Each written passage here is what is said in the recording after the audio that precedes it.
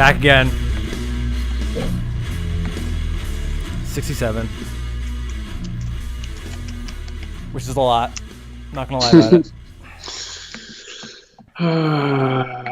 it. It is a lot. Where's it's Ethan? A lot of time Where's looking Ethan, at your Josh? goddamn face, too. Where's Ethan, Josh?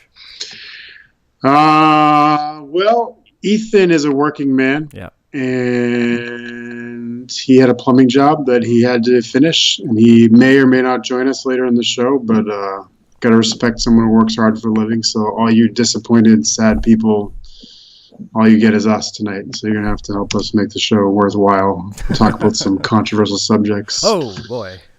Yeah, maybe start some trouble. No. I don't know. Come up with something. No, the sport of arm wrestling is perfect. There's nothing to talk about. Yeah. That much is clear. Yeah, so hopefully he will be joining us later. If not, we'll get him on week after next maybe. Next week we have Jed Johnson coming on, so that should be fun. Anyway. Hell yeah. There you have it. So, want to watch this match we were talking about? Yeah, what the hell.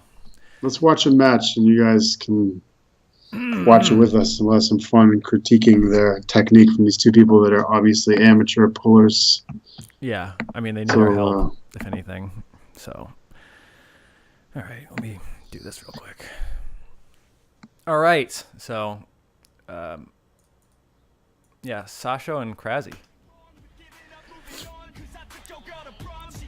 Oh, I lost Josh. This is awesome. That's the best thing that's ever happened. Hold on, everybody. That's the best. Hold on. Oh, my goodness. It's going to make me sign back into Skype and everything. See, Ethan, this is what happens when you don't show up. Bad things happen to the computer. Yeah, enter my password. It's very unprofessional. I apologize to everybody. Not really. It's for free. Josh Grant.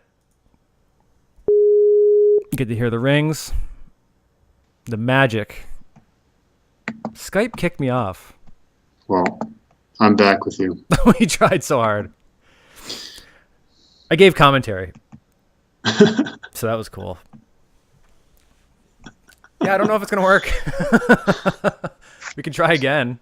Okay. It's probably going to kick you off again, but I don't care. All right, try it again. What else are we doing? Do we have a new video now or what? No, it's the same video. It just right. Failed. I love how professional this show is. Well, I started watching it, and I started commenting on it, and then you weren't there anymore. That's all right. So can you see that? I see a black space, but it's really it's an attractive black space. It's exactly what it needs to be right now. Okay, good. All right, we're back. Everybody gets cut some pay, including Ethan. We docked his pay too. Yeah, so. Ethan's not getting paid for this episode.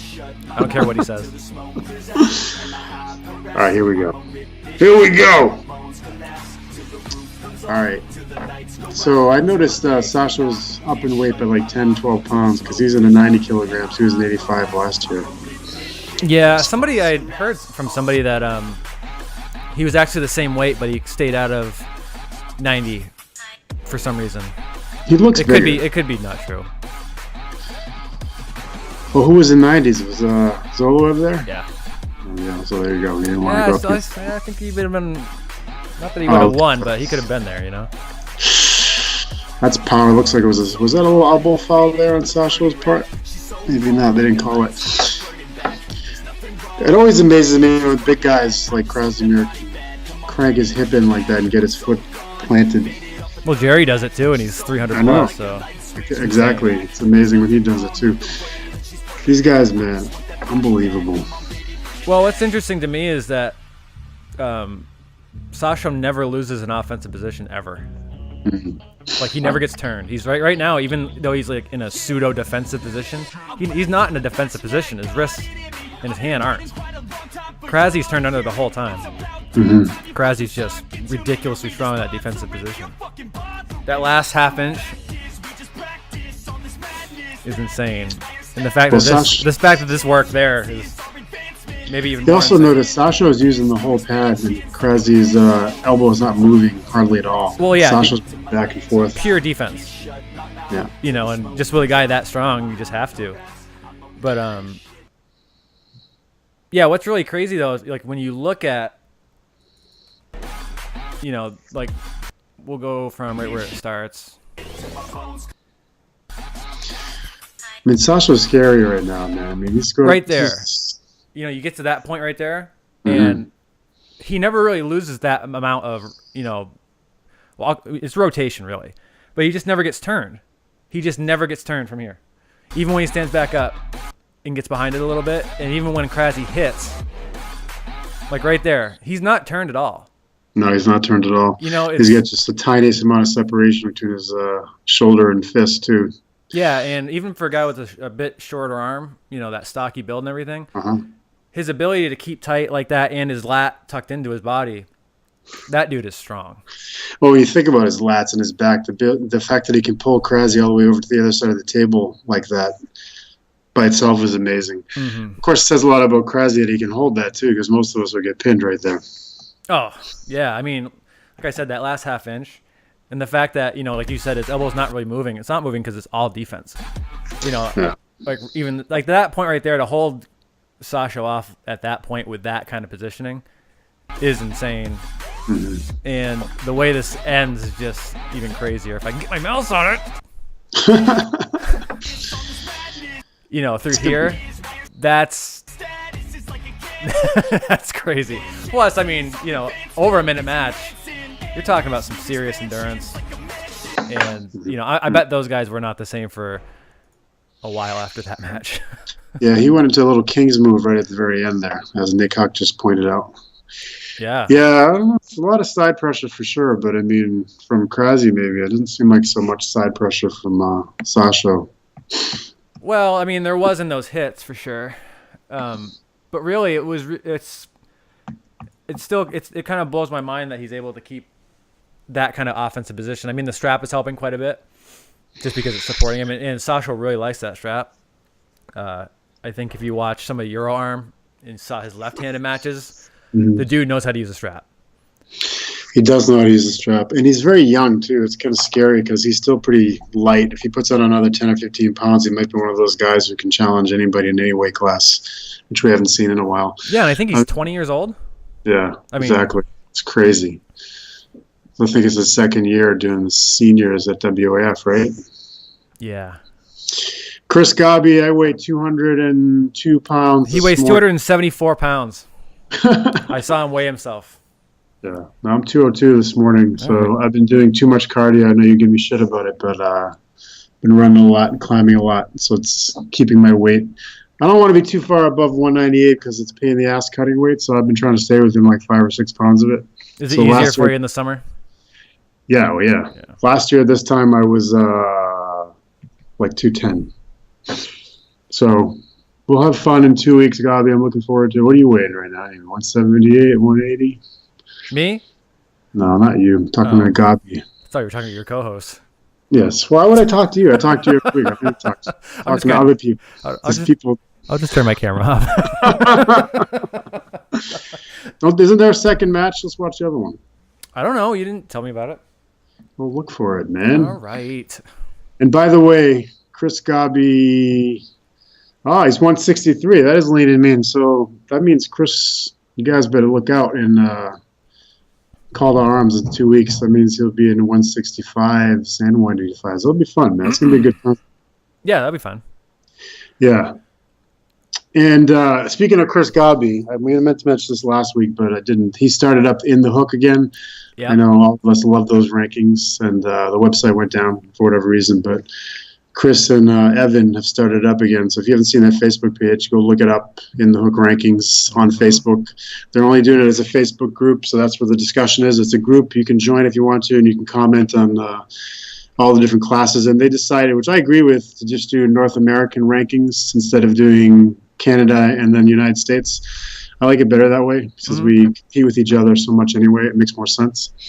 And I like it too because, you get the WAL, which is a completely mathematical system, which everybody hates, but probably they will hate less after we have 2 or 3 years of data. And you have this one, which is, basically a bunch of arm wrestling experts talking amongst one another and trying to come up with a ranking that makes sense based on matches and predicted outcomes of matches. So it's cool that you have, we'll have In the Hook back because at least there's 2 different styles of rankings and we can see how much they differ over the course of time. Yeah, and it's definitely a labor of love. I good luck to him because you're always going to make people upset, but it's really cool that they're doing it though. Yeah, I agree. Well, as you know, Chris Godby is not someone who has a problem with making people upset. No, that's true. That's one of his great skill sets. So he's the perfect guy for it. Evan as well. So they're both thick-skinned guys. So, and if you want a part of it, just go to their Facebook page, ask to join, and you can get in there. Yeah. And there's a lot of work needs to be done, so they could use the help because obviously it's a lot of work doing that. And there's a crap load of weight classes. So if you're in a weight class and you think you should be ranked in the top 20 in North America, get in that page and start commenting and make your case for yourself. I know there's all kinds of discussion about some weight classes and not enough about some other ones. So there's a lot of work to get done. And for us to make it, accurate, everybody has to, contribute. Mm-hmm. I mean, there's only a few people that can be in charge of it, obviously, because it'd be mayhem if everybody could alter them. But the more information they have, the more accurate they'll be. Yeah, for sure. I think whenever there's argument about rankings, I think it's always good. Just because it can fire some people up to actually get involved a little more and that kind of thing. So exactly, man. And like you mentioned a couple weeks ago, it's like, we got into this point of view where people are like not really arm wrestling as much because they already have a ranking in whatever place and they don't want to fuck it up, so they don't arm wrestle. And instead it's like, let's go back to battle time. I want to beat these 5 people in front of me, so let's set up some super matches. I mean, like most of the promoters, if you just send them an email and say, I want a super match with this person, they'll do it because it's fun. It brings more people into the event. It's more exciting to start off with while they're setting up the brackets. We have something to watch instead of just sitting there twiddling our thumbs. Mm-hmm. So it's definitely doable. And I think that, look, someone's asking to join In the Hook rankings right now, Chris Godby. You're welcome. That's one. So that's one we got you. Super effective show. Did it, guys.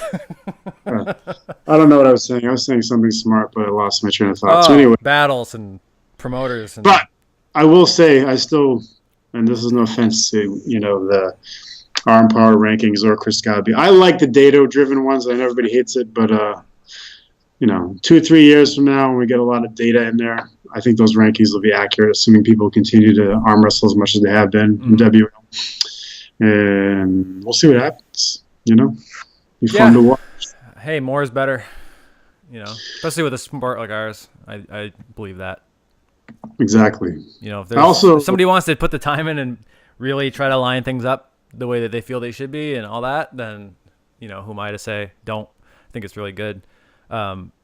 My brain doesn't work well with that kind of stuff, so I just said, cool, good job, because people really get into it, So translation: John is lazy. Well, I'm really selfish when it comes to not being lazy. I put a lot of work into things I want to put into it, and if I don't, then I really don't. So, well, now we know the secret. That's why it's so good at arm wrestling, man. Right? Well, lifting your body weight on that stupid 4-inch thing. I want to try that. You got to bring that up here when you come. Will it fit in your carry-on luggage?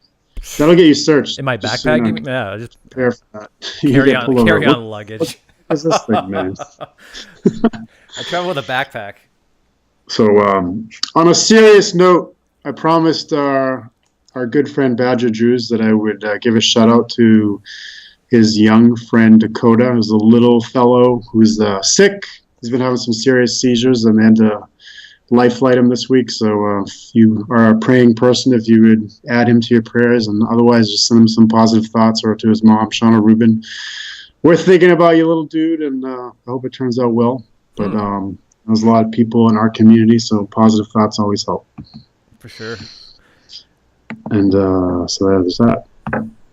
All right. It's scary, man, when you have a kid, especially when there's something bad that happens to little kids. It's tough because it feels like it shouldn't happen to kids, man. Us grown up should be the ones that get sick and beat up and all that kind of stuff, and little kids should be able to live a life without having to go through all the various types of struggles. But what can you do? It is what it is. So anyway, little guy, I hope you get better, homeboy. Yeah, for sure.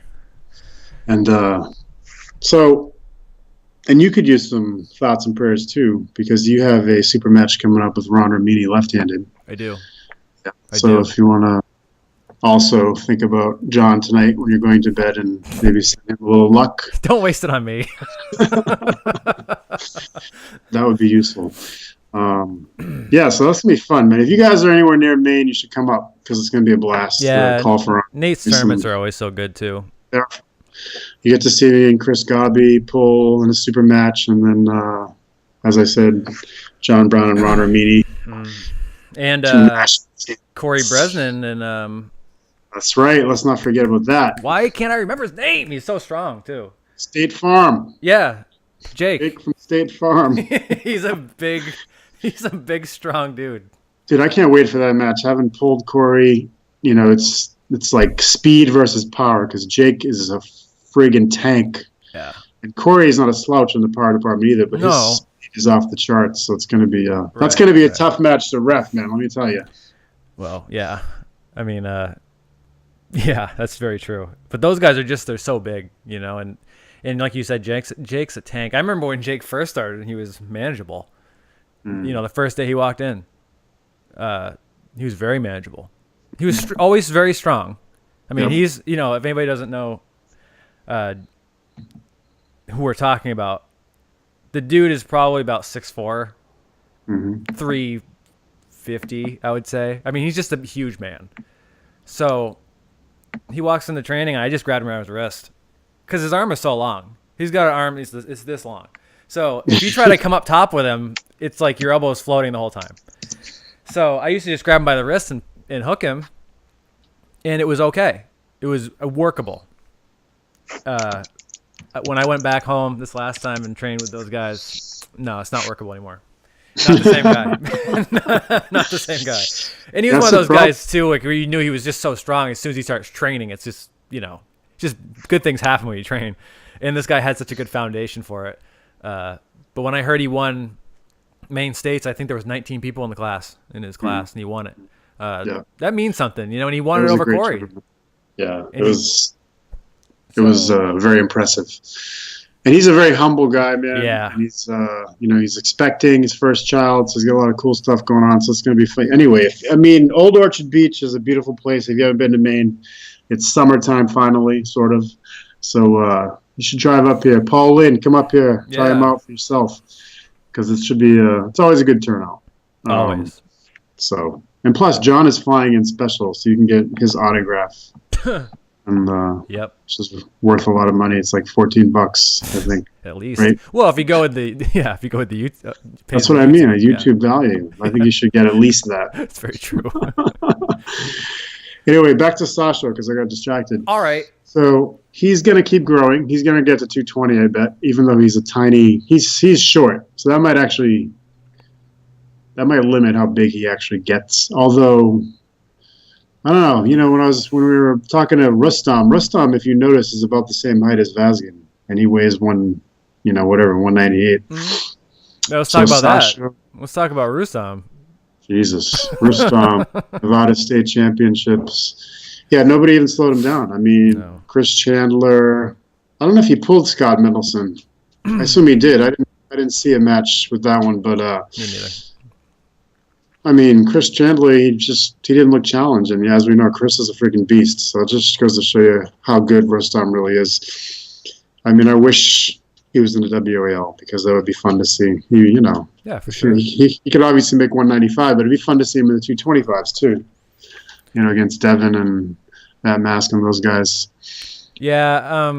I mean, he's got a super strong hand, so you just always have to fear with somebody built like that guys like Matt Mask and Devin and just the leverage wise would probably have a little more for him, but you don't know. But the 195s, wow, that'd be. I mean, I know that Todd's pulled Rustam before. It was a long time ago. It was a long time ago, exactly. It was a long time ago. And it wasn't an easy match for Rustam. It wasn't easy.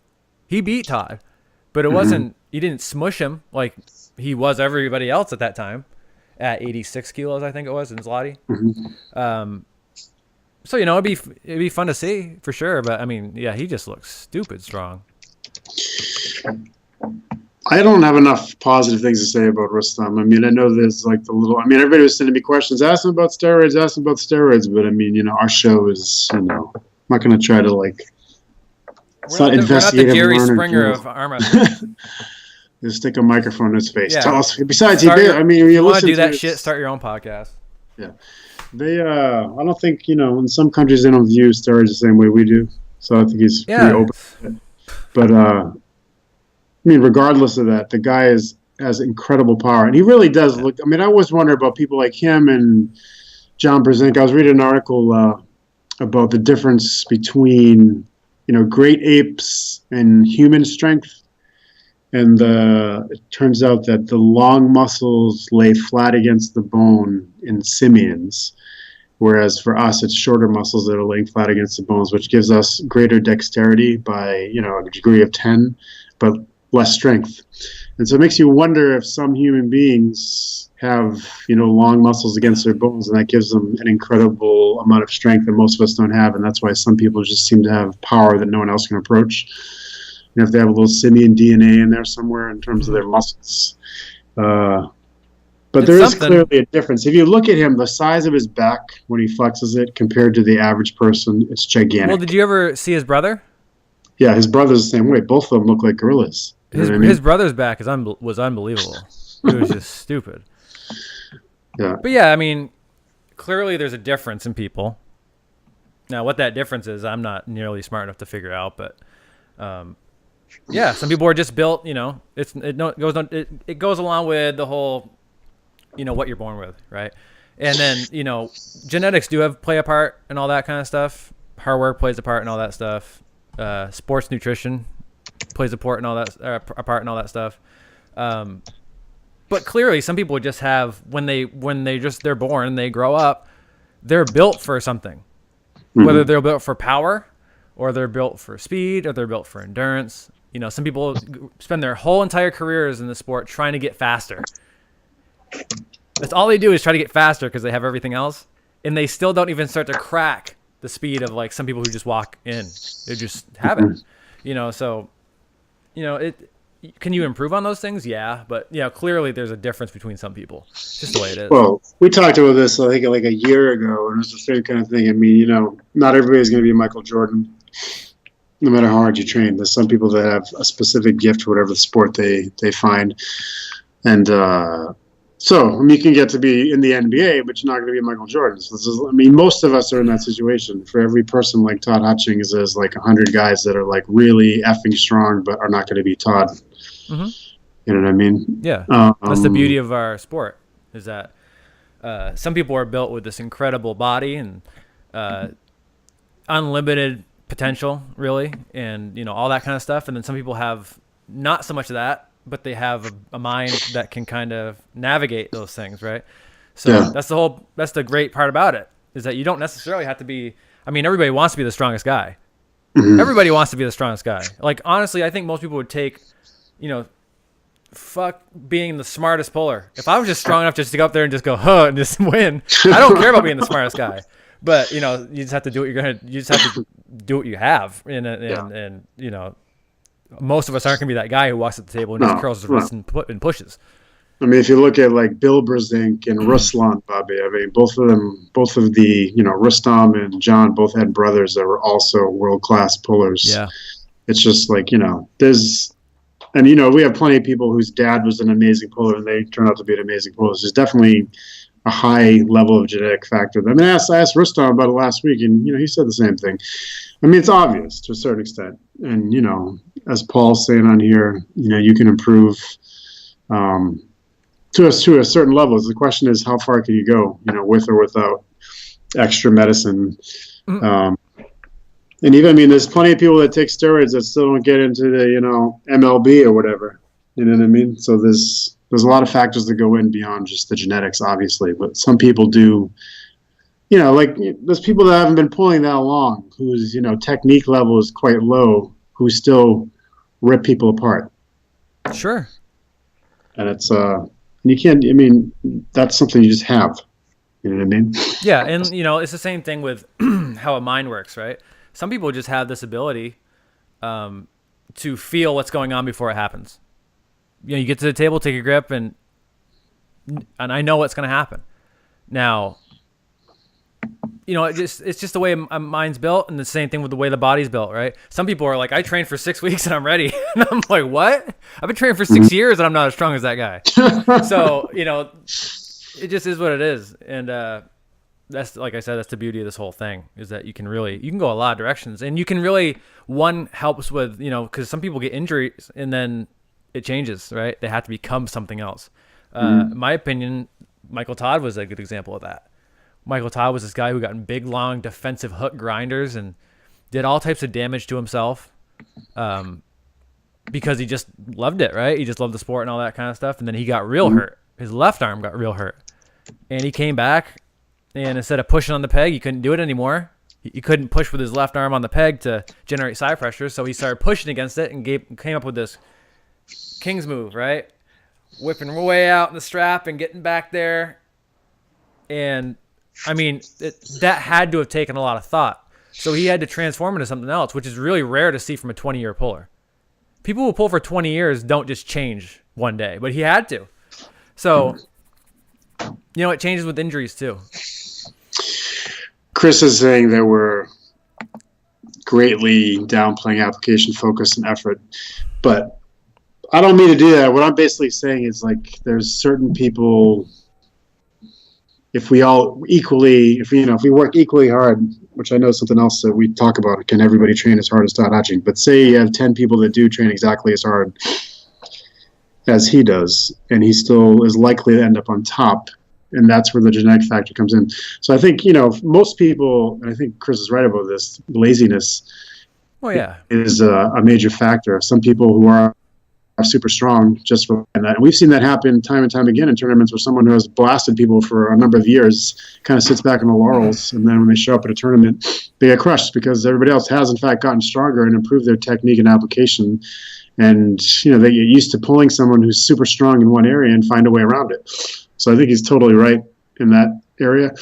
But, if you take someone who is super strong to begin with and also trains just as hard as you, again, we use the Michael Jordan, Larry Bird example, people that are just, who work harder than everybody else, and they have the genetic gifts and they have the mental drive that you mentioned, I mean, that person's not going to beat. No, totally, yeah. I mean, yeah, this guy who is just genetically strong and gifted and athletic and all that kind of stuff, if he doesn't work, and then there's this guy who's not, and all he does is work, that guy's going to win. Mm-hmm. He will. Yeah, so for sure. It's just, there's definitely that other factor too. But when you combine the two, you get those guys who are, special. Right, exactly. It just happens or the very three. rarely. Yeah, I mean, you're talking about the physicality, the genetics, and the mental will, determination. You get all three together, you get someone who's a world beater. Yeah. Speaking of Michael Todd, as you just were, how do you think he's going to do in WL?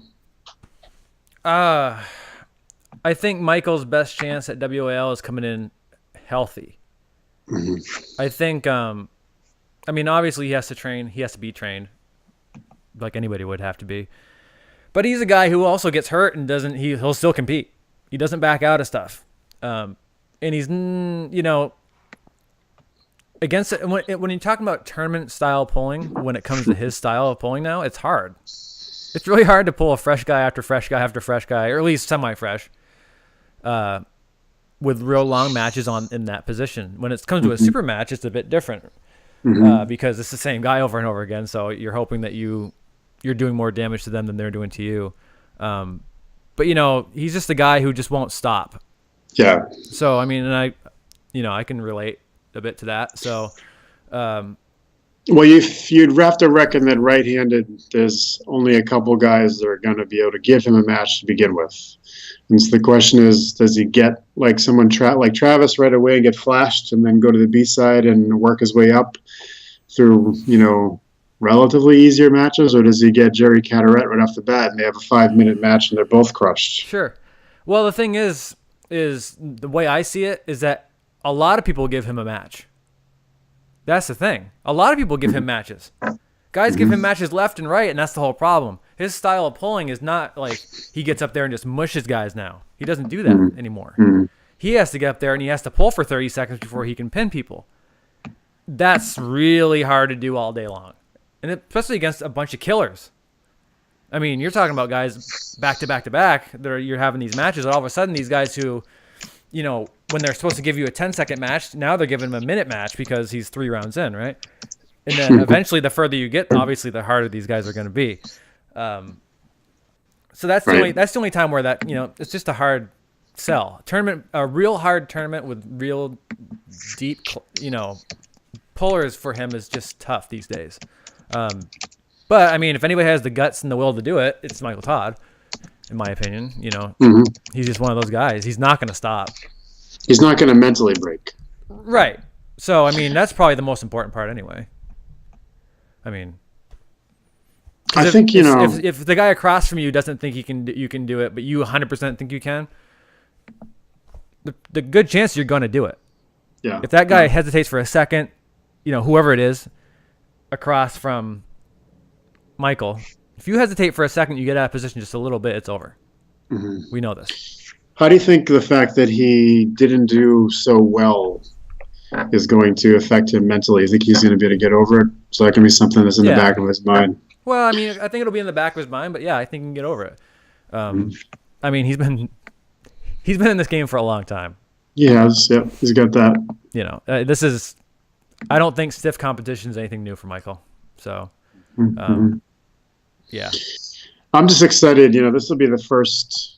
I mean, not everybody is going to be there again. There's, you know, still people missing lip keys and stuff like that. But this will be the best WAL super heavyweight class that we've had so far. Yeah, I mean, it'll be really cool to see how the live thing goes. I'm interested in that. You know, just because it's so new and everything. Yeah, I hope it turns out real well.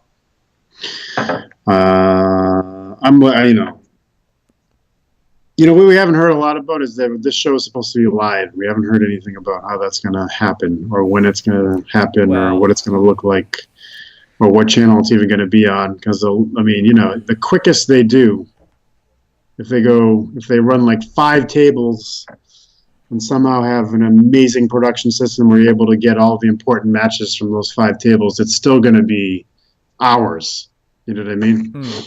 So I don't know how they're going to manage that on a live broadcast. Maybe it'll be a webcast and they'll broadcast just the finals live.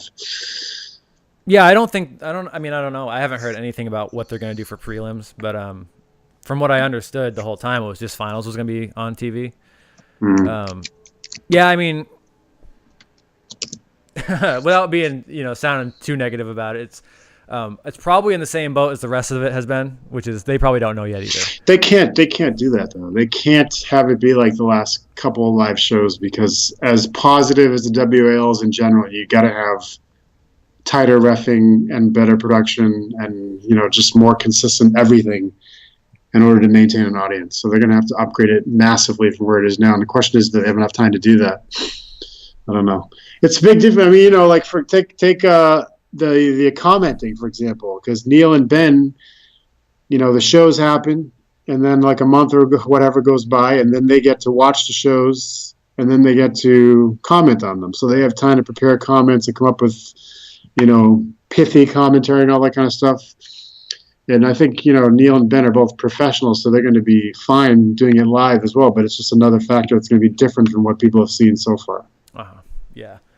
Yeah, from what I've seen, it was just supposed to be, I believe, top 4 live. Yeah, that's what Tony Kotowski just said. Okay. Yeah, I as far as I've always heard, it's been that. How they're going to do that exactly and how they're going to comment and how they're going to do, I have no idea. Not a clue. Yeah. Haven't heard much. And I'd probably be the last to find out anyway. I'm just terrible with that kind of stuff. So. Yeah, well, you know, we'll tell you if it happens. We'll make sure we let you know. You always let me know. I do. I try to keep you posted on things. That's good. So you can come out of your cave every once in a while and get a little news. You know what I mean? I'm not good with social media, guys. Every once in a while, I feel like I'm at an intervention though for it. It's like hi, I'm John. I don't use Facebook much. Hi, like it's a problem. Do you think any of the big matchups are going to go differently this year? You know, like Page and Chafee or Matt Mask and Devin Larrett? I mean, what we've seen, Chafee looks stronger was last year by a significant amount. So I think that is. I think we got to start talking about Dave Chafee's left hand, the way it looked last time I saw it. I don't think his left is ready for Bajan yet, but righty, I think, I mean, a couple of things last year, everybody knows Bajan got a very positive setup for himself. That's very kind. Yeah. And, I like that. So, I mean, that probably is not going to happen again. And Dave is definitely stronger and healthier this year. So you got to imagine it's going to be a much. Yeah, and Dave is a good. He's a warrior too, So, I think Dave's ready. He's always, everything I've seen from him, he looks really good. And I do think his left hand is right there. It looks good. 225s.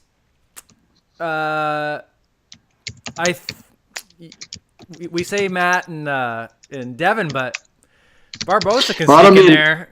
I don't mean that I'm not talking about who's going to win. I'm saying, do you think Devin will beat Mask again? Because Barboza or Bath could easily win. Any of those four could easily win. Yeah, and Marcio's left, you always have to be scared of. Right. But do you think that Devin will continue to be victorious over Matt Mask? Because Matt's basically training specifically to beat Devin. Yeah, and they're so similar as far as their build and everything. No. I'll just go with no. I don't have any evidence to say that, but what the hell? Well, I gotta say yes or no, right? You gotta come up with an answer. Hey, I just sent you a message which you didn't see, obviously, because you're doing a show with me. But Can we bring up the Sasha and Pridnick match too and watch that one? A couple people are asking. Oh. While you're doing all this other stuff, can you do some typing and searching and find the match and make it happen for us, John? Please. I have a keyboard to do such things. But I think, well, I mean, Ron Bath has looked disgustingly good. Yeah, Marcio, I haven't seen as much of Marcio, but he's obviously been very dominant in the local stuff. I mean, Frank Hurst is a strong guy, and Marcio just dispatched him without even blinking. And are we looking for... Same thing, your arm. With Sasha versus Pridnick was amazing. Is it right or left hand? Left hand, I think, is the one that people are looking for. Okay. But either one's fine. I don't know. I'm excited about it, man. Yeah, I mean, we'll say 195s. We'll keep going down the list. Okay, 195s. I don't know what's going to happen in 195s because I think that left hand is completely wide open. Righty, obviously, Todd's the guy to beat. There's a few people that look amazing. And but I still think the safe money is on Todd Hutchings to repeat. But I think RVJ is stronger than he was last year, and he gave him a hard time. So it's a question of whether he's going to figure out how to beat Hutchings every time instead of just in the preliminaries. Yeah. Yeah, I mean, I've talked a little bit with Vigent about that match in particular. You can only, talking only matters so much. I think Rob knows a lot more in when he's off the table, and what I mean by that really is that he gets so fired up. You know what I mean? He gets so fired up, he loses his mind. I know. That's kind of awesome. That's one of the best things about him. Actually, I love when he loses his mind because then he's like, he's kind of like the Hulk. He gets pissed off and he gets way stronger. He usually wins when he gets like that. He does get stronger, but sometimes, when you lose focus like that, you fall into traps. Yeah, that's possible. I would still like to see it anyway. Oh yeah, it's nothing is more entertaining. Scott Wynn says he's winning right and left, so forget all the rest of these guys. Well, then we won't even go for it. And Jason, I think Nanestad could win left. I don't see him winning right, but obviously, he won last year, so he's the guy to, he's going to be the guy to beat. Yeah. Michael Pelletier saying RVJ righty. I think he has a better chance this year than last year righty. And lefty RVJ is also a lot better than he was last year. He's healing up. He beat Mike Solaris and Storm at one of the majors. They had one of those closest to the Northeast, whichever one was. I don't even remember. Philly, but Philly maybe. Chris Gobby talking some crap. It's almost like. That's it? Okay. All right. Fun. Scott Witt, you should fly up for the mains too. Hell yeah. Sinks, Bill Sinks. Yes, Bill Sinks is always a dangerous person. And you too, John Cervantes, get back down to 195, man. You would be a major threat in that class. Yeah. Yeah, I think Cervantes, a lot of people maybe don't know him as much in the 195s outside of the Northeast, but I mean, really, the only person that he has struggled with up here has been RVJ, and I think the power level is probably pretty close right now. I'm sure John feels he could give him hell, and it'll be fun to see. I mean, that class is already so ridiculous. Adding another monster to it seems like torture at this point, but it'll still be fun. Yeah, and then you got to look at guys, who are kind of stepping into 95s from 65s. Tony could hurt feelings. Paul Talbot could hurt feelings. Mm-hmm. Yeah, that's a good point. Paul Talbot, I mean, he moved up. Katowski moved up. So there's all kinds of guys from this 165s are up there now. It's just like the 195s is the class you don't want to be in. That's a deep one. It's a very deep one. It's a big, bad class. I think Bill 65. Bill Sinks did qualify. I feel like he qualified both hands. I'm not 100% sure, Kevin. I don't think Cody Merritt has a chance against Bajan. I think that Bajan will be on his A game, and the only person who's going to give him hell righty, would be people like Cataret, who he's had really long, difficult matches with in the past, and Chafee. Lefty, I don't think anyone's going to slow him down too much. I'm sure he'll get, I'm sure he will be slowed down, but I don't see anybody beating him. He's too dominant. And in the straps, it's just like ridiculous. You know what I mean? And so he's going to get into the straps. Okay, so maybe Sinks didn't qualify. I don't actually know. I don't have the list in front of me. But he did or he didn't. Anyway, I love Bill Sinks. I wish he was going to be there because he's fun to watch. Everybody loves Bill Sinks. He's the Rocky of arm wrestling. He's the Rocky of arm wrestling. He is. So 65s. Shit, 65s. Well, again, no Paul Talbot, no Katowski. So that's the two biggest pieces of news. So you got Sam Harris and Justin Bishop. You got people coming from Australia. You got people coming from England. Latvia. Yes, you got Latvia. You got Amalins. Mm-hmm. Again, it's just full of beasts. Yeah. Who do I think is going to win that one? And Luke Kent. Can't forget Luke. Luke has been invited back into Lefty, I think. So I don't know. I think he has a shit. I don't know. Lefty. Let me think. I'm going to go with Luke Kent. Left hand? Yeah. Okay. I'm going to go. I'll start with right hand then. I think Sam Harris is going to win. Right-handed? Well, Chris Godwin agrees with you.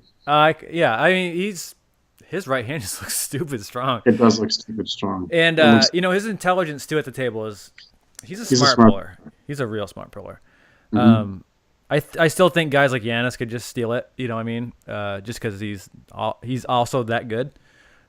He hasn't looked. I don't know what he's going to be like this year, but he did not look very good last year. I don't know if it was. I think it was his right hand that got ripped open. So he got cut open and then fixed up. And then he had to come compete 6 weeks later or whatever. He probably couldn't train.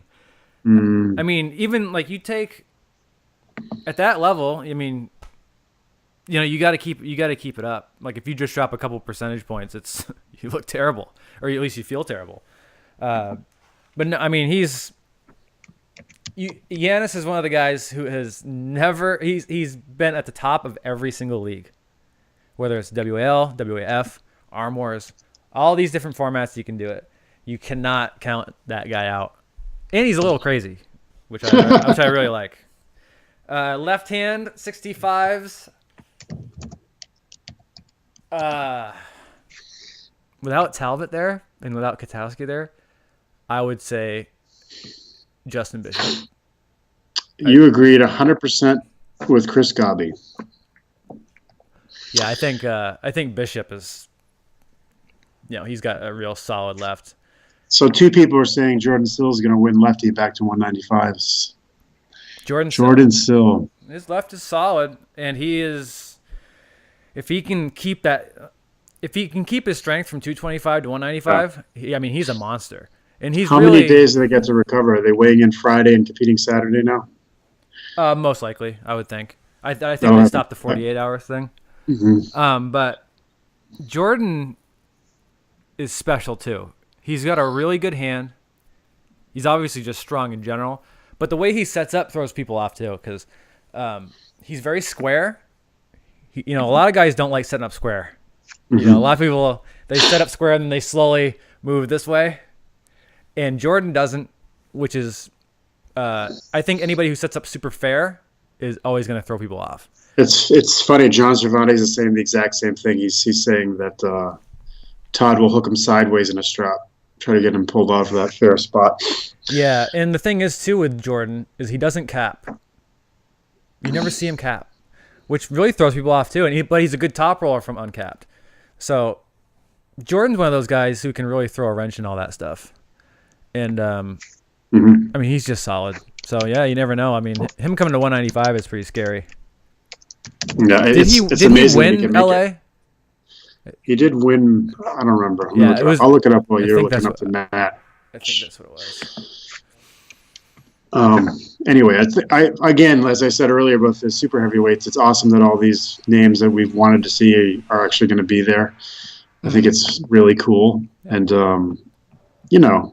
next year, maybe Rustam will be there because then, it's just one of those things, man. You want to see everybody there. That's like, I'm getting excited about the number of people that are there. Yeah, for sure. So, although John Brown is not going to be there. No, I'm not. No, nor am I. No thanks. Yeah, a lot would have to change. No, not yet. No, probably not next year. Well, as you've mentioned before, I mean, it would be very helpful to have some, consistency. Let's put it that way. Yeah, I mean, it's just I can't. No, I don't. I have a hard time calling things rules that we don't follow.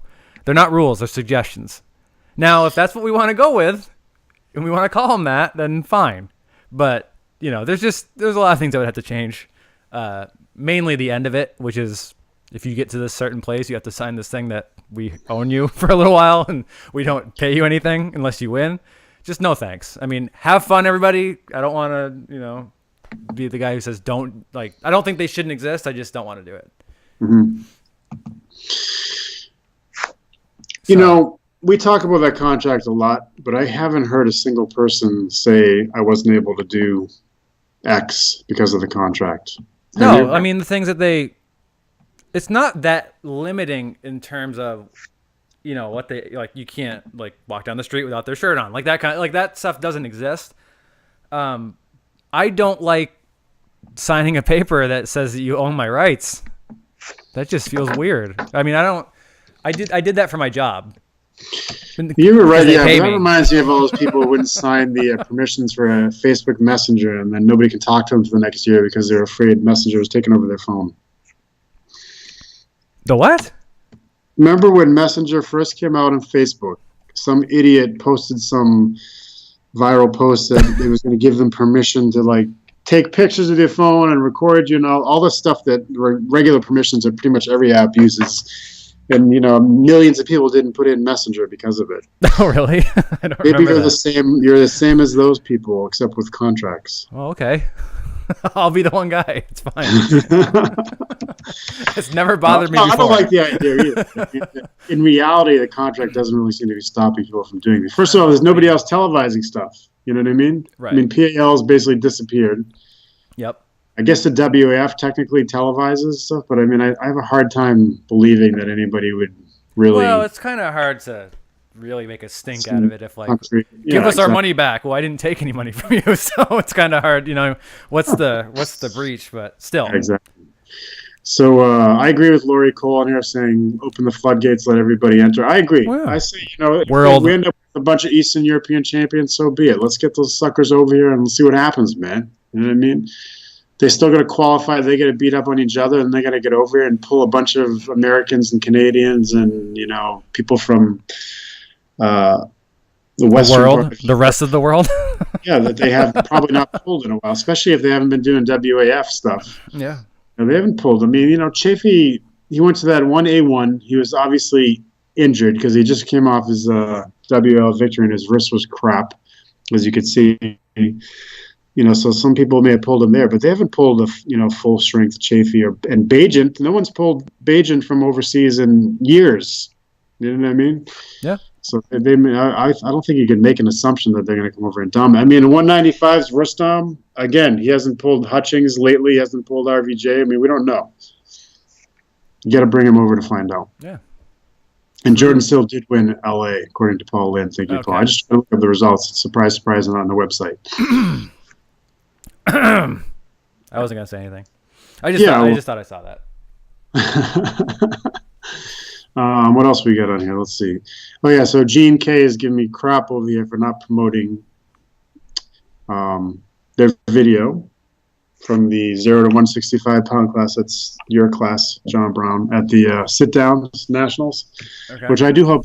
I hope they don't do it in the beginning of April next year at the same time as USAF nationals, because I would really like to go to that. I did a bunch of sit-down tournaments back in the old days when I was a young whippersnapper.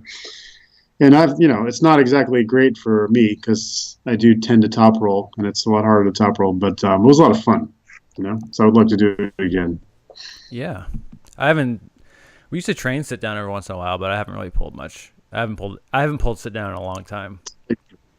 So different. It's basic. It's much closer to the kind of arm wrestling we all did in the cafeteria growing up, because everybody's sitting down. Mm-hmm. It's definitely more power based. Yeah, the press is much more effective, because I have a decent left press, but in a sit down environment, it's pretty good. Just because I don't have the side pressure left-handed to finish a match sit down table, but if I can kind of move it and then get behind and press, it seems to work better. Yep. I'm answering some questions here on YouTube as well about the UAL and what happened to it. It disappeared. That's what happened to it. It went away for a little while. Every once in a while, somebody starts a rumor that it's going to be coming back, and maybe it will one day, but it's not back yet. So, yeah, back to Rustam again. Based on how he handled everybody over there, we haven't seen Chris Chandler pull. Has he pulled Hutchings recently? I don't think so. Was that planned and didn't happen?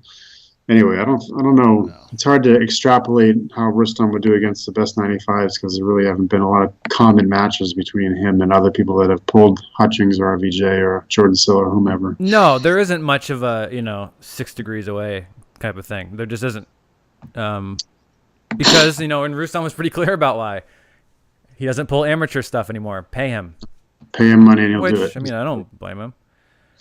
All right, let's watch this match. All right, ready to go. Sorry, I was talking too much. Where's my mouse? Professional. I love watching Prudnik pull, man. It was so much fun watching him last year in WAF. This is the finals match. Prudnik kind of smushed Sasho early on outside the strap. I love how far back he stands, too. He's such a calm puller, man. When you watch him, he never gets stressed out. And even when he's pulling with maximum effort, his face hardly changes, which I like.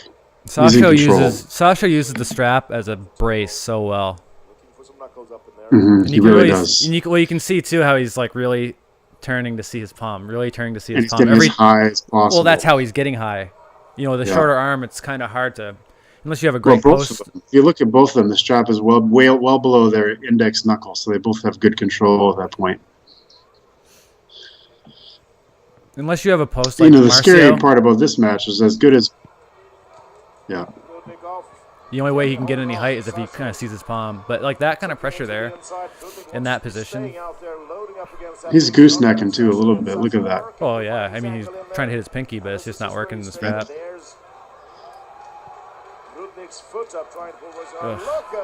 Yeah, that's a nasty position, man. There's a lot of people that shatter their arm if they try doing what Sasha's doing right now. You see Prudnik just try to put his foot on the opposite side of the table. Boom. Yeah. See, Prudnik won WAF last year in that class. And that's tough, man. You know, that is tough. Sasho, did they go righty too? We're about to see. Yeah, because Pudnik used to be more dominant righty, and he's been, I don't know if his right has been injured or whatever, but looks like it's coming back based on this match, because I watched this one. Look how short Sasha is comparatively. He's probably on a platform too. Hey, an unintentional slip. We never see those. Yeah, Pudnik looks like he's on a ladder comparatively. And he uses the strap well as far as height and everything, but it's just different Sasha's strap. arm strength is just so strong. Yep. And when he goes sideways, he uses You see the rotation so difference. well. You see the difference right there. He's catching those hits and separating him a little bit every time he hits. Pudnik is. Ah, look at that! Boom. He had a strategy. He just wasn't strong enough. You know what I mean? Right. It looked good too. Sasha, man, crazy. How heavy will he get? That's the question. Bulgaria is best right now. Well, that's the thing about Bulgaria, is when you watch him and Krasi pull like that, I'm sure they're trained together. They're both 100 Bulgarians. Yeah. So he probably understands, like, okay, I know what I have to do here, like Krasi probably did.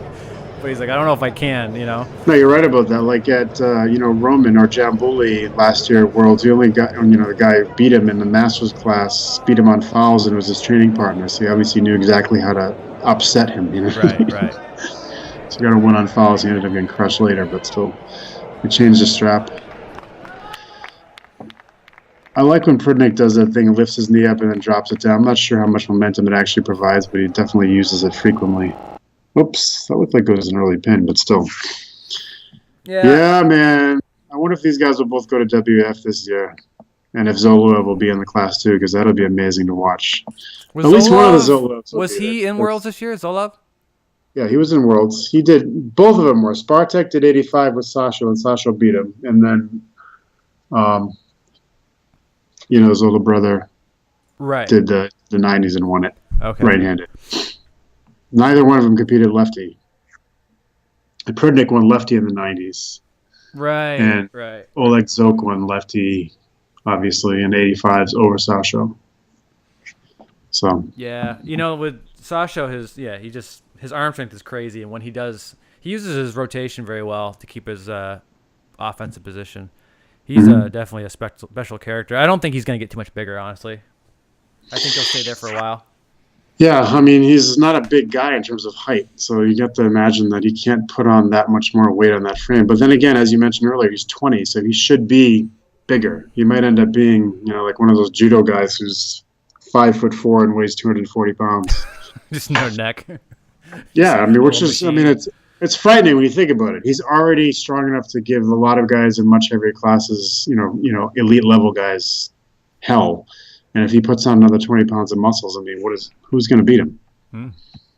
Well, yeah, it'll be the only thing that's going to hold him back is his lack of leverage. But it seems like he really knows how to use that. Disadvantages are only disadvantages if you don't know how to turn it around. Well, if he watches, his technique is not great. He still does a lot of crazy stuff. Like he's like really separated. He's getting into those weird break arm positions that some people can stand. And he's like not looking at his hand. He's like separating this way.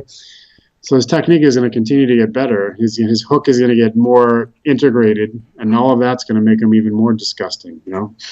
For sure. Yeah, and guys are putting him in those positions just because guys. There's a lot of strong guys out there, but. When he finally gets his offensive position, it doesn't go away. Whatever that guy gets, he keeps. That's really dangerous. Because we've all pulled a lot of guys, and there are some guys who can get whatever they want, and you can just take it right back. Yeah. And then there's some guys who if I can just keep them neutral, if I can just make it so they can't get anything from me, I can win. But as soon as they start to get a little bit, it's going to be real hell to get it back. Devin's one of those guys. Devin's a guy who once he starts, say we're starting fair and center table, straight wrists. If he gets a little bit of this, like as soon as he starts to cinch in, good luck getting it back. And every attempt that you try to get back and then you have to like adjust forward or something like that to kind of neutralize, maybe you're losing your hand a little bit or whatever, he's going to cinch even more. And every time he cinches, it's not coming back. Right. He's one of those guys. Those guys are very dangerous. Yeah, I mean, the guy who beats Devin is going to end up being someone like Brzenk, who's incredibly strong and a masterful technician. You know, you're going to have to be both. It's going to be somebody with too much control. Oh, yeah, same thing, man. You just got to have the technique in order to control somebody, right? True. Yes, right. True. That's True. right. Fine, That's right. You're right. Respect your elders. Oh, God. I'm going to be 46 in just a few weeks, so no retirement party yet. All right, so what about Luke Kent? Do you agree with WA's decision to rescind the suspension one hand after his apology? Yeah, I guess. I mean, the only thing that I thought his apology was legit. Yeah, it seemed fine. like a legit apology. That's fine. Yeah, I'm definitely. I don't have anything against the WAL for doing that. It's up to them. My question would be to Luke: is just do you still feel the same way you did?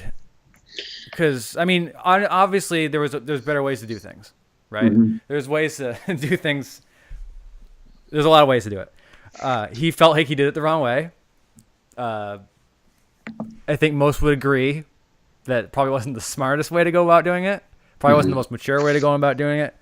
But underneath all that stuff, let's say he came out really politely and said all his, what his qualms were, and this is wrong, and this is why it's wrong. They probably wouldn't have suspended him, one. But two, does he feel any different? And if he feels different, then why does he feel different? Is it because he just wants to be part of the team? Or did he just get emotional? He doesn't really feel that stuff. It just, I don't know. I mean, my only question would be to Luke is, do you feel the same way as you did? If you don't, then cool. Good luck to you. Best of luck, blah, blah, blah. But if you do, then, then the issue might not be done with Luke. The WOL, is it going to be around for a real long time? Maybe, maybe not. But I can pretty much guarantee Luke Kent's going to be in arm wrestling for a while. So, my thing to him would just be, is he really cool with it? If he is, then best of luck to you. You're the man.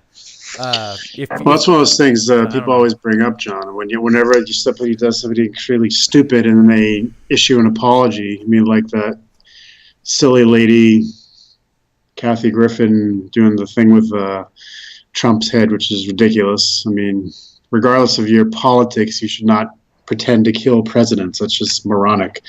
But she issued a very sincere apology, and she got fired from everybody anyway, which is probably appropriate based on what she did. And, someone's just commenting on here, Jason, about how big of a role social media played in his getting suspended and then having it rescinded. And that's completely accurate because he posted the video on social media. Every arm wrestler in North America watched it and shared it, a lot of them, and everybody commented, and some people were like, dude, what are you doing? Some people were like, ha, ha, ha. But regardless, it was seen so much, the WO was basically forced to react. And then he used the exact same technique to get it rescinded. Sure. And so the question is, I mean, if you're WAL, what is the message you're sending? The message you're sending is that we're talking about it right now. That's it. Yeah. I mean, that's all this whole thing is about, right? The whole social media thing is 100% right. But the fact is that you're talking about it. We're talking about it right now. It's somebody talking about it. So there's really no bad way to go with it. And the thing is, it's one person. It's not a bunch of people. So no matter what, the damage is limited. If Luke decides, you know what, forget it, I'm never coming back, and he never does come back, you lost one guy. If he comes back and says, I'm here forever, guys, you gained one guy. Now, is Luke good for the sport as far as his abilities and how he speaks and all that kind of stuff? Of course. Of course he is. He's a great arm wrestler. He's a legitimately great arm wrestler who's going to put on a show. So there's no harm in having the guy. So really, I mean, what's the damage for WAL, taking him back? There really isn't any, because if you look at it as, you're sending a bad message of professionalism and all that kind of stuff. Who the fuck cares about that? Let's be super honest. Who cares about professionalism anymore? We're talking about social media. It's more important to have likes and nicknames than anything else in this sport. So who cares? It's not about sticking with your guns and your whatever you really believe in. When has that ever mattered for real? Like as far as the whole game goes, it never matters. So all in all, it's good for the WAL to do that. They get a great puller back, and everybody's talking about it. Well, it actually, Paul Lynn is making a comment on here that goes right along with what you're saying, and he's, basically saying if you sign a contract saying you're going to be professional and you violate it, then you should be out, period. And what you were bringing up earlier about the WO having various rules that all sound good, but not, instituting them suggestions rather than rules. Yeah. So, it does kind of follow along with that same pattern, but you're absolutely right. If you think about the people that are popular, like that girl that says "Cash me outside," whatever the hell. Every time she comes on, I turn it off because I just can't take it. But anyway, she's got millions of people watching her shit now, and she basically has contributed nothing to society whatsoever.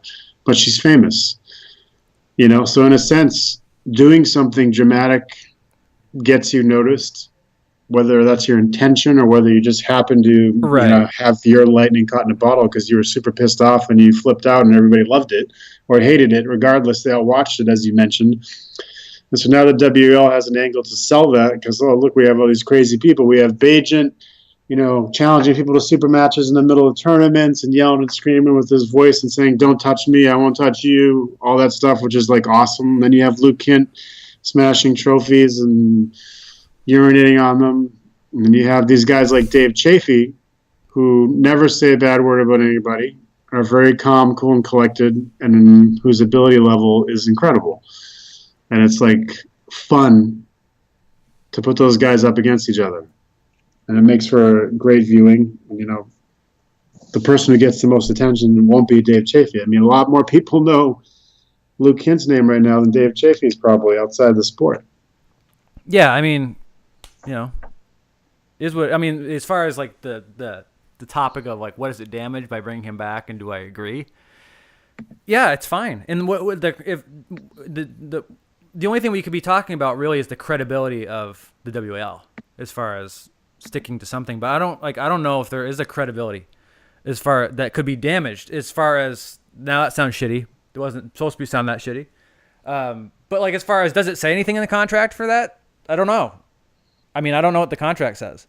So if there's nothing listed in it, then it's like, well, what are you breaking?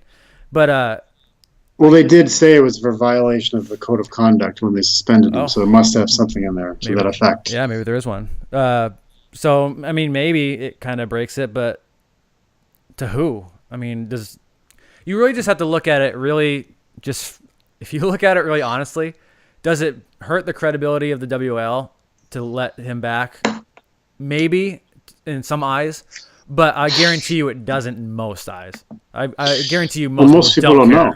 No, you're 100% right about it. Not only do they not care, not even aware of it because the millions, however many millions of people end up watching on ESPN, none of them, or a very tiny percentage, are involved with social media and arm wrestling because we are the people who are the athletes who are totally committed to the sport and we pay attention to all of it. But some guy who's like just wants to watch it on TV, he doesn't follow any of that stuff. So he knows who Luke Kent is because he sees him on TV or Travis or whomever. So they're going to have not only they're not going to care, they're not even going to know about it unless the WL chooses to show them. So it basically has no impact whatsoever at this point on their bottom dollar.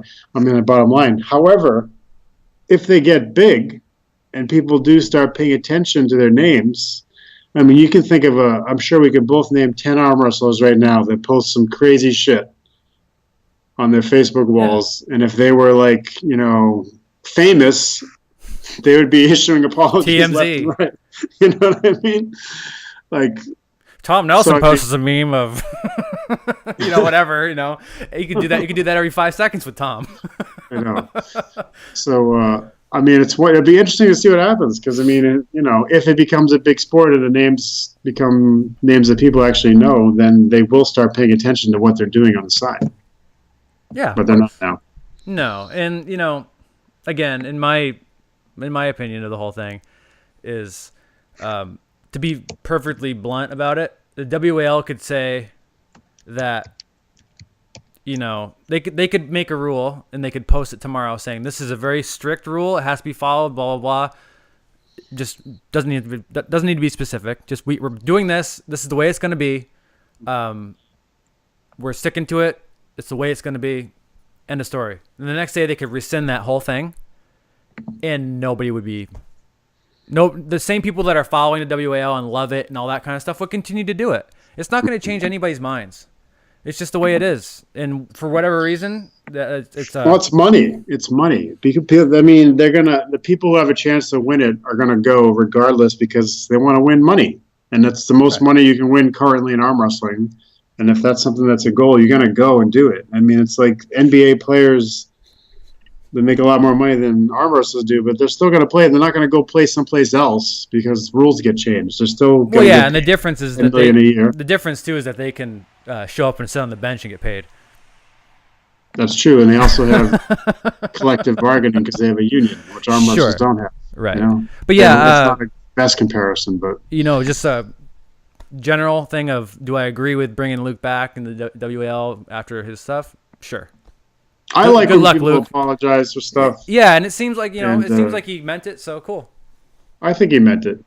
I mean, that's an argument people make all the time. It's like, is he apologizing because he wants to get back on the show, or is he apologizing because he means it? And sometimes it's both. Yeah, and really, at the end of it, like, do you really care? Like, does it really? Some people really do. Affect you? It doesn't affect us at all, but people, as you know, care about everything. You know what I mean? Yeah. There'll be something else to care about 6 hours from now. Don't worry about it.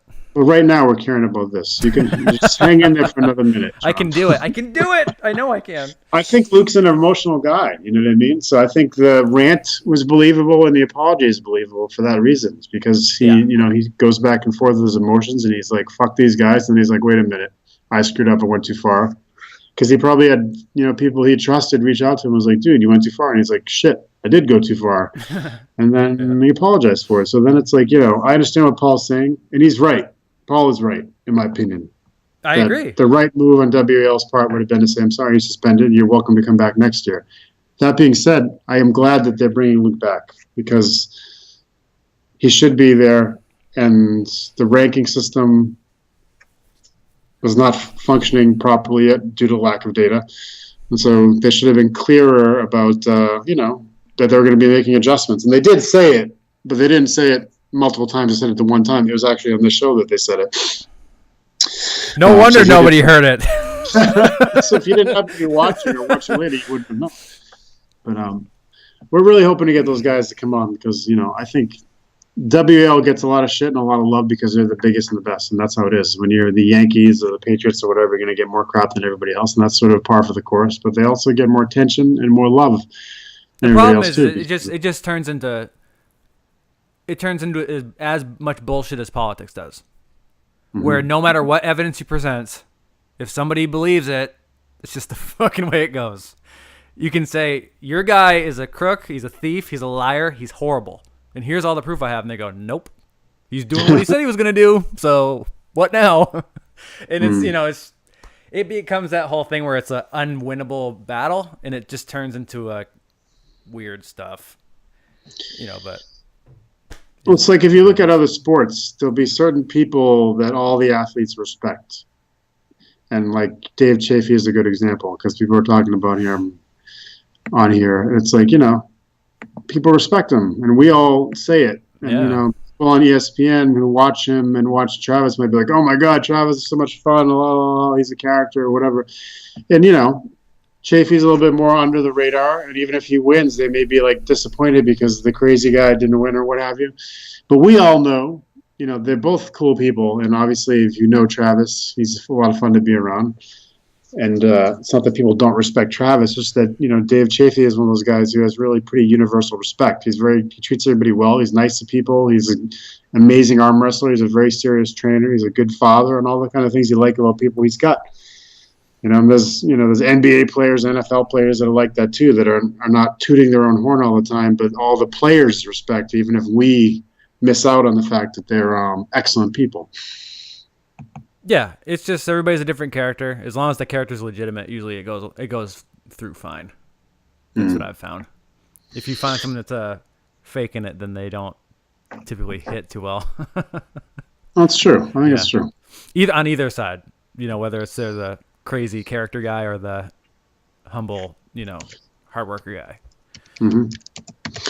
But yeah.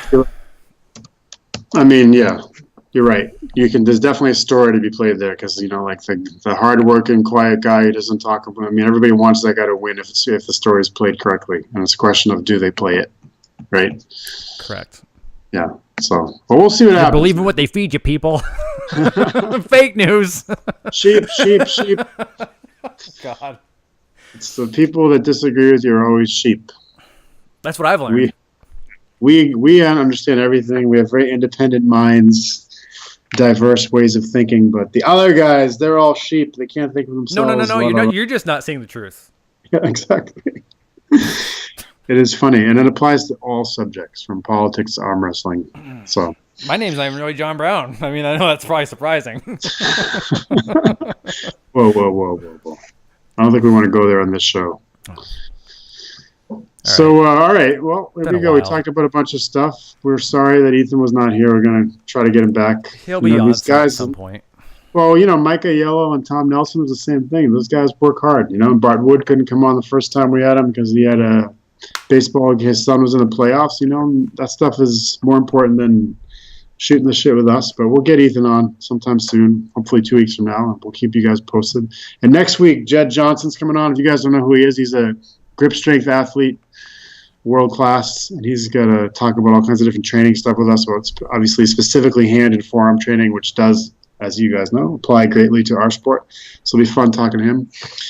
And that's that. So. Yep. 10 days from Maine. 10 days from Maine, yeah. And if you're nearby, definitely come. And if you guys have good trainings, Paul was talking about a big practice they have down in PA. Let us know what the dates are and stuff. We'll definitely talk about it on here and try to get people to go. And, Dave, John and I would love to travel to get to see some of you guys in person and talk to you about all this kind of stuff because it's fun for us. Hell yeah. And we appreciate you guys sticking with us even though we had no guests. And we'll see you next week. I'll be here. All right. Well, I'll be here too. All right. Cool. Adios. Good night. Peace, y'all.